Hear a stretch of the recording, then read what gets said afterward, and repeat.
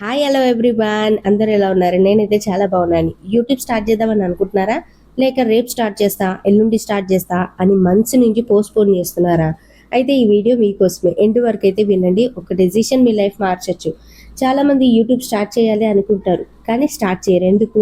Camera లేదు, voice బాగోదు, నన్ను ఎవరు చూస్తారులే, నేను చెప్పింది ఆల్రెడీ అందరూ చెప్పారు అని ఇలా అనుకుంటాం మనం.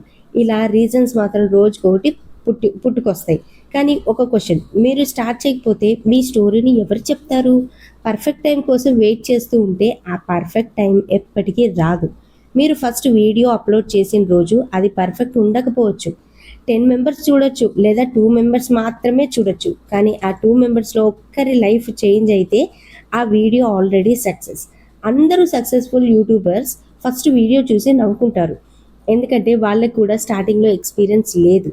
డిఫరెన్స్ ఏంటంటే వాళ్ళు స్టార్ట్ చేశారు. సక్సెస్ అంటే ఓవర్ నైట్ రాదు. వీడియో అప్లోడ్, మిస్టేక్, లెర్నింగ్, మళ్ళీ అప్లోడ్, ఇలా ఒక స్టెప్ తర్వాత ఇంకో స్టెప్, ఇలా మనం స్టెప్స్ వేసుకుంటూ వెళ్ళాలి. ఒక మొక్క పెట్టిన వెంటనే చెట్టు అవ్వదు కదా, అలాగే యూట్యూబ్ ఛానల్ కూడా అంతే. పేషెన్స్ చాలా అవసరం. కాబట్టి ఫాలోవర్స్ గురించి కాదు, వ్యూస్ గురించి అసలు కాదు. ఈరోజు ఫస్ట్ స్టెప్ గురించి ఆలోచించండి. మీ ఫోన్ ఉంటే చాలు, మీ స్టోరీ ఉంటే చాలు, మీ కాన్ఫిడెన్స్ కొంచెం తక్కువగా ఉన్నా అస్సలు అసలు ఏం కాదు.